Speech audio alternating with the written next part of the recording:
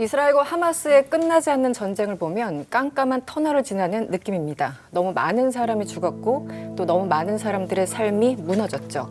늦었지만 그럼에도 불구하고 평화를 포기할 수는 없습니다. 오늘의 이슈W 주제는 중동, 확전과 휴전 사이입니다.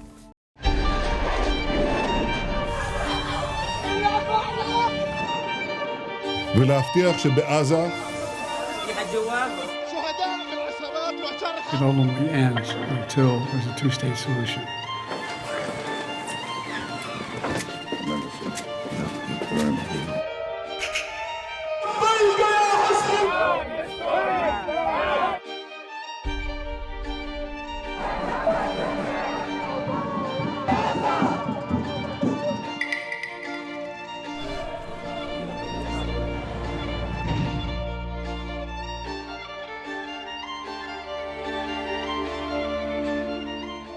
네, 교수님 얼마 전까지 중동에 계셨다고 들었습니다. 한 2주 정도 계셨다고 들었는데요. 어디를 다녀오신 거죠? 뭐 이란에 갈 목적으로 갔는데 네. 지금 여러 가지 상황상 못 들어가고 이제 튀르키예에 있으면서 네. 이란 전략 전문가들과 이 얘기도 하고 인터뷰도 미팅도 하면서 공부도 하고 현장감도 익히고 왔습니다. 네, 이 중동 뭐 전체 좀 분위기를 좀 설명해 주시면 어때요? 뭐 이스라엘의 무고한 민간인 학살에 대한 분노는 뭐 글로벌 전체지만 중동이 좀 더 강하다는 것을 우리가 충분히 이제 짐작할 수 있겠지만 말로는 형제 팔레스타인이라고 하면서도 주변 아랍 국가들이 거기서 속수무책으로 방관하고 있는 데 대한 이제 분노, 그에 대한 어떤 의구심, 이게 과연 종교가 뭔가, 형제가 뭔가 하는 이런 본질적인 의문도 젊은 세대들에서는 굉장히 높이 삭두고 있는 게 이게 어떤 새로운 좀 슬픈 현실이었습니다. 이러저러한 비난과 비판을 많이 받았지만 그래도 어떤 사건이 터졌을 때 미국이 가서 뭔가 좀 해결하는 듯한 그런 모습들이 있었는데 지금 유엔도 무력하고 미국도 사실은 레버리지가 거의 없어 보이고 이제 뭐 여러 가지 상황들이 좀 처참하다는 생각이 드는데 왜 이렇게 된 걸까요? 아무도 힘을 못 쓰는 상황? 뭐 사실 이제 미국의 힘의 공백이겠죠. 지금까지 50년 동안 이제 원유가 미국의 절대 국익이었을 때는 수단과 방법을 가리지 않고 모든 중동 분야에 예외 없이 미국이 개입하면서 이제 소위 말하는 컨트롤 타워 역할을 했는데 지금 중동 석유 한 방울도 수입하지 않는 미국이 중동에 개입할 이유가 없고 탈중동 빠지면서 그 공백 상태에서 일어나는 과도기적 현상, 혼란 상태에서 새로운 헤지모니를 잡아서 지속 가능한 파워를 행사하겠다는 이스라엘이 미 대선을 앞두고 정권 교체기의 소위 말하는 컨트롤 파워가 제일 약화된 시점에서 네타냐후라는 극우 정권이 무소부비로 어떤 세상을 유린하는 그런 과도기적 현상이 지금 현상이라고 보고요. 네. 뭐 이번에 만났던 이제 상당히 이제 전략가들의 생각은 어떤 형태든지 하마스 전쟁이 끝나면 이제 인류 사회는 머리를 맞대서 이제 미국의 힘이 빠진 상태에서 유엔의 역할을 강화해야 되는데 소위 말해 미국도 통제할 수 있는 누구도 최소한의 결정에 승복할 수 있는 새로운 국제기구를 만들든지 아니면 새로운 어떤 안보 컨센서스를 만들어야 되지 않겠는가 뭐 이런 얘기들을 굉장히 강하게 많이 하고 있었습니다. 네. 중동에서 빠져나간 그 권력의 공백기 그리고 어떤 유엔의 무력감이 전환기에 나타나는 모든 현상들이 지금 집약적으로 나타나고 있다는 느낌이 듭니다. 그나저나 이 이란 새 대통령 이제 페제스키안 지금 한 2달 정도 됐지 않습니까? 당선된 지. 그래서 이 업무를 시작한 지가 조금 그렇게 오래되지는 않았습니다만 어떻게 좀 예상대로 흘러가고 있나요? 어떤 좀 평가가 있습니까? 뭐 제가 보기에는 굉장히 제한된 한계도 불구하고 최대한의 인내심을 발휘하면서 하고 있는 것 같습니다. 왜냐하면 소위 말하는 이스마일 하니라는 팔레스타인 지도자가 이란 한복판에서 자신의 대통령 시임식에 죽임을 당해도 보복하지 않는 사실은 국내 여론은 굉장히 나쁘지만 그래도 끝까지 만약에 이걸 이제 보복 공격을 했을 때 미국이 이란 시설에 대한 초토화하겠다는 최후 통첩을 보낸 것 같고 또 이스라엘이 보복으로 더 큰 피해를 입다면 결국 모든 것은 원점에서 돌아간다. 그래서 최대의 인내심을 발휘하면서 이제 미국을 자극하지 않으면서 이제 하마스 전쟁의 종식을 위해서 노력하고 있는 뭐 이 점은 높이 평가할 것 같은데 그냥 앞으로 미래가 밝으냐? 전혀 그렇지는 않습니다. 왜냐하면 이란이 가지고 있는 카드가 전혀 없기 때문이죠. 네.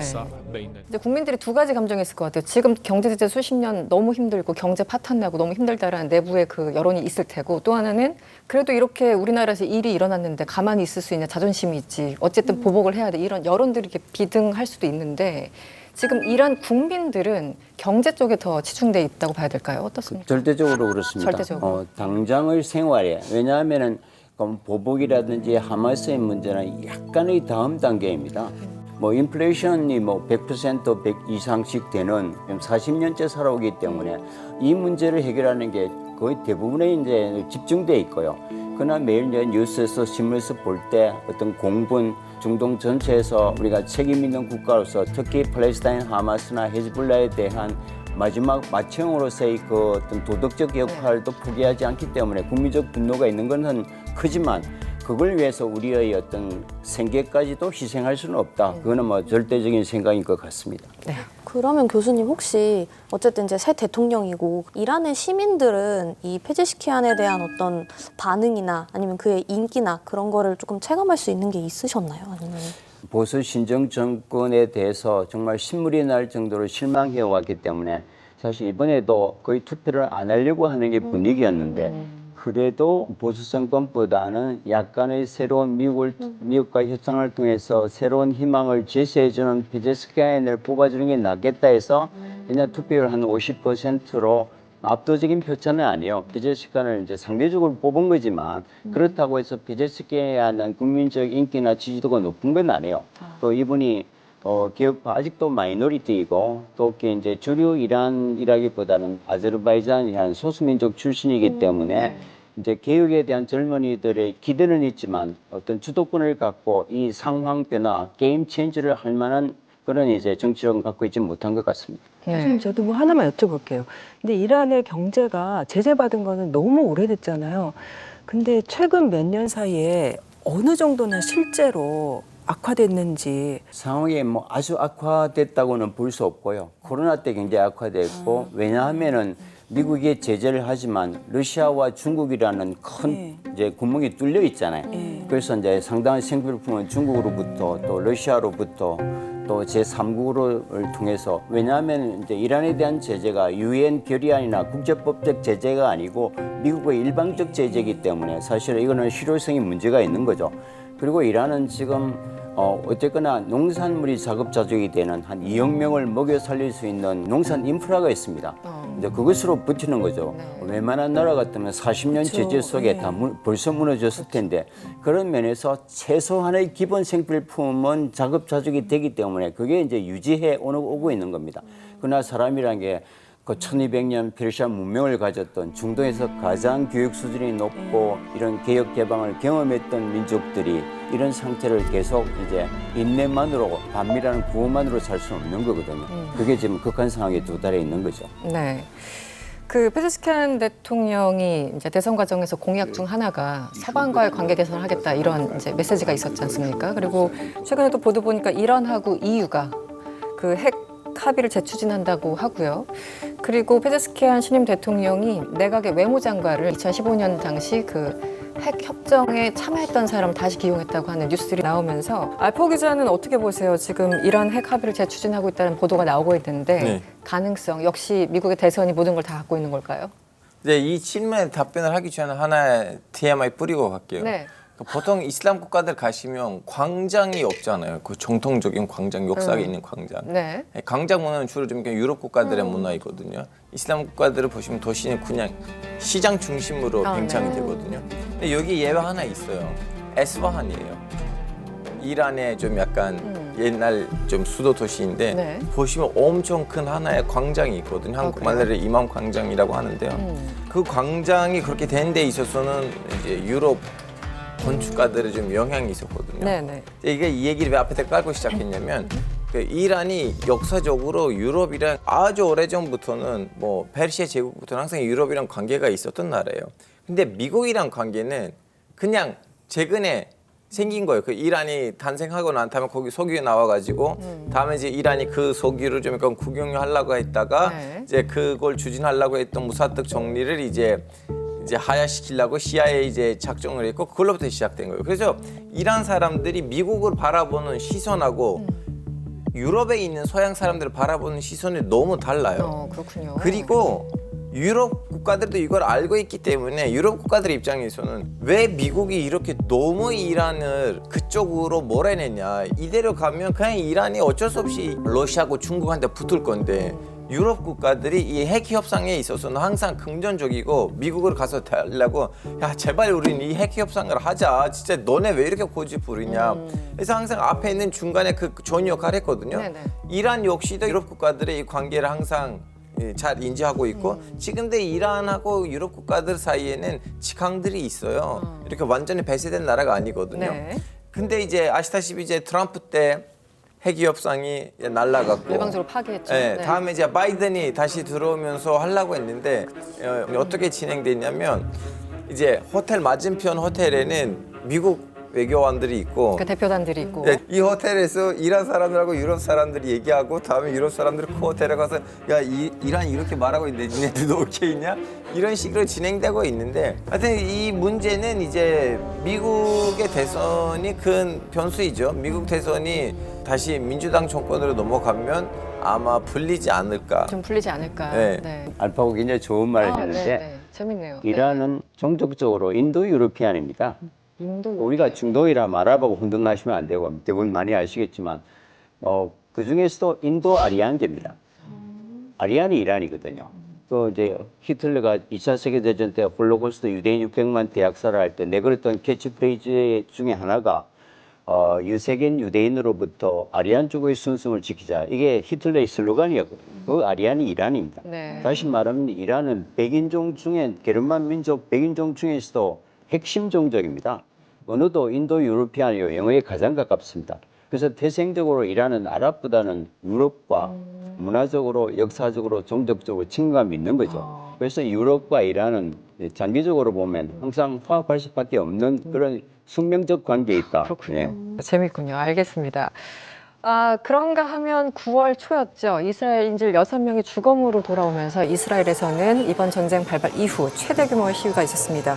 상당히 많은 사람, 일부 보도에 따르면 초반에 70만 명 가까이 모였다 이런 게 있었는데 어떻게 진행되고 있는지 좀 궁금합니다. 저도 일단 보도로 봤을 때는 정말 그 인파가 그 거리를 완전 빼곡히 이렇게 네. 채워놓고 있는 네. 그런 보도를 많이 봤거든요. 맞아요. 그래서 그 2일, 현지 시간 2일 그 외신을 종합해보면 지난 1일 텔라비브 그리고 예루살렘 등 이제 이스라엘 주요 도시에서 그 가자지구 전쟁 이 발발 이후에 최대 규모의 시위가 벌어졌다고 이제 보도가 됐고요. 이스라엘 인질 실종자 가족 포럼은 이제 미국 CNN에 최소 70만 명이 아까 말씀하신 것처럼 시위에 나섰다고 전달을 했는데 네. 이게 제가 찾아보니까 부천 시민이 77만 명의 인구가 있는데 정말 거의 부천시가 다 나간 것처럼 거의 다 나온 것처럼. 거의 네. 보이네요. 그 정도의 규모였고 그래서 인질 가족분들이 이스라엘 국기 그리고 인질 석방의 의미를 담은 그 노란색 깃발을 네. 들고 나섰고 죽음의 정부에 반대한다 쓰인 이제 피켓을 들고 시위를 벌였는데요. 이들은 휴전 협상이 지연되면서 이제 인질 사망으로 이게 이어지다 보니까 네타냐후 총리가 자신의 권력 유지에만 조금 모든 신경을 쏟고 있다고 이제 맹비난을 하기도 했습니다. 구지영 기자님, 사실 소아마비 백신 접종 얘기도 있었는데 이 가자지구 상황은 좀 어떻습니까? 그 소아마비가 이제 다시 나타난 것 자체도 충격이었고 네. 어쨌든 그걸로 잠깐 휴전을 했는데 지금 상황은 계속해서 진짜 죽어나가는 이런 상황인데 사망자 숫자가 팔레스타인 가자지구랑 요르단강 서안지구에서 한 5만 명 가까이 되더라고요. 현재까지 누적 사망자. 진짜 이건 짧은 기간에 너무 좁은 장소에서 너무 많이 숨졌고 여러 번 말씀드렸지만 그 가자지구 사망자들 중에 절반이 아이들인 거.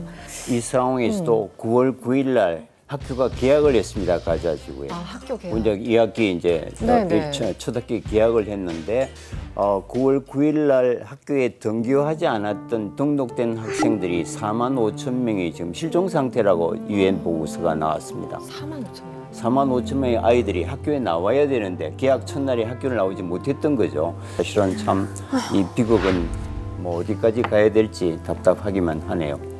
뭐 매번 제가 드리는 질문이지만 이 알파 기자님, 도대체 지금 네타냐후는 뭘 원하는 걸까요? 오랜 이거는 시간을. 오직 나타냐후만 원하는 거 아니고 그 내각에 있는 분들도 원하는 거 있고요. 뭐 예를 들면 얼마 전에 스모트리치라는 그 재정부 장관이 했던 말이 네. 뭐냐면 나는 나의 인생을 팔레스타인 건국으로 막는 것에다가 올인했다. 예, 지금 보통 좀 약간 이스라엘에서는 우파 정치인이라면 완전 팔레스타인 건국을 막겠다는 말도 하지 못해. 왜냐면 결론적으로 국가가 이제 협정했던 이제 어슬로 평화 네네. 협정이었기 때문에 그 말은 너무 공개적으로 입에 담지 못하거든요. 금기 시대는 예, 네. 팔레스타인의 건국을 막겠습니다라는 말을 나타냐후가 대놓고 하진 않아요. 그리고 지금 내각에는 또 이제 벤기르 장관, 아타마르 벤기르 장관이 그분도 야 빨리 성전산에다가 우리 언제 가서 솔로몬의 선정을 만드는 뭐 건설할 것이냐. 그래서 지금 이 내각이 오직 나타냐후만으로 이러한 일들이 벌어지는 내각이 아니고요. 이미 내각 안에 나타냐후보다 훨씬 더 극단적인. 우파 분들이 계셨기 때문에 최대한 빨리 좀 약간 조기 선거를 해야 되지 않을까. 휴전한 얘기들 나오는 거 보면은 아디파고 씨 말에 덧붙여서 이 이스라엘 정부가 정말로 그 땅 뺏기 못 돌아오게 하려는 그런 의도가 너무 명확한 거 아니냐. 그래서 좀 그런 생각도 들고 그게 처음부터 전쟁 시작될 때부터 그런 식으로 몰아내는 거. 근데 이렇게 보면은 협상안이 휴전안이 만들어지고 그래서 이미 그거를 바이든 정부가 발표를 했었는데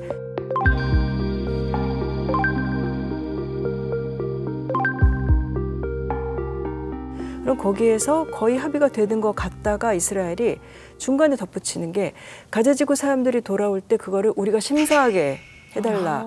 이런 식으로 덧붙이는 거는 이건 상식적으로 이해가 가지 않는 거죠. 네. 가자지구 사람들 떠났던 사람들이 자기 지역으로 못 돌아가게 하려는 의도가 있는 게 아니냐.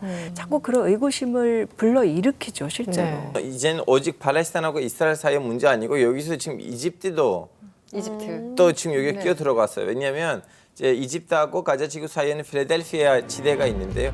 이제 거기에다가 이스라엘이 무조건 올리고 거기에다가 군사를 파견해야 되고 군사가 거기 있어야 된다. 근데 그거는 이집트하고 이스라엘이 78년인가 79년 때 관계 정상화를 했을 때는 거기에다가 이스라엘 군을 안 넣는 거는 그때 당시에 이제 조약의 조항이었거든요. 합의 내용이었는데. 지금은 이제 이집트는 완전한 이스라엘 편입니다. 완전한. 그 미국과 이집트와 이스라엘이 이렇게 반 하마스 전쟁을 벌이고 있다는 게 받아들이기 싫은 현실이고요.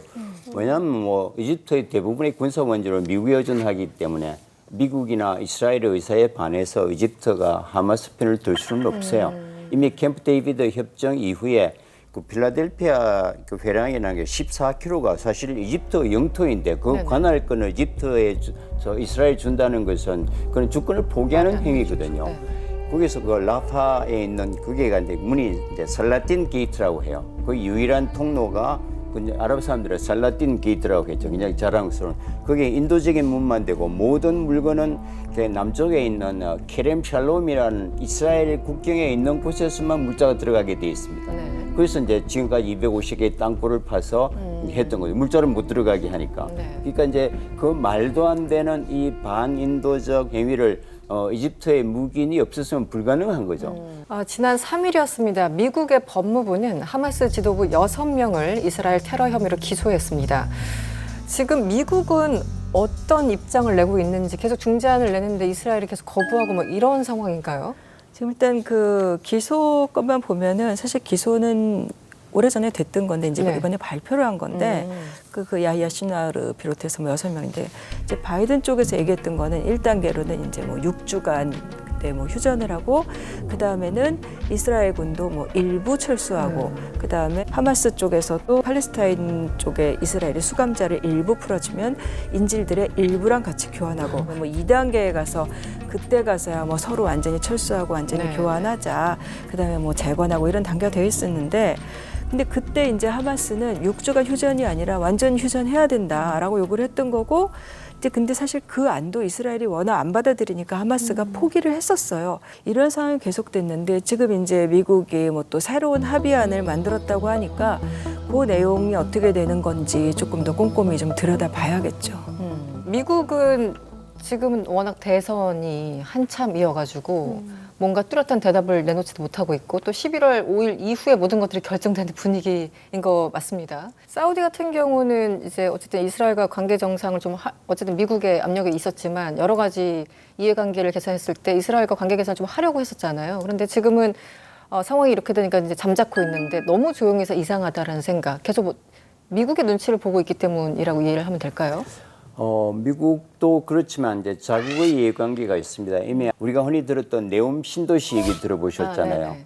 1조 달러 1350조를 풀어서 인류사 100년 내의 최대의 공사, 이게 소위 이제 사우디의 미래인데 그게 이스라엘과 접경지대에 있습니다. 위치가 그렇죠. 위치를 네네. 보시면. 그래서 이스라엘과 협력 관계를 통해서 경제 군사 동맹체를 만들어 놓고 사우디의 미래를 결정하겠다는 게 네옴 사우디 2030의 핵심적 철학입니다. 네. 그런 면에서 이스라엘과 어떤 척을 지고 적대 상태에서 그거는 진척될 수가 없는 겁니다. 그런데 이 하마스 전쟁이 아랍 국가뿐만 아니라 전 세계가 이제 팔레스타인의 동조적인 상태에서 이제 사우디가 일을 할 수가 없는 거죠.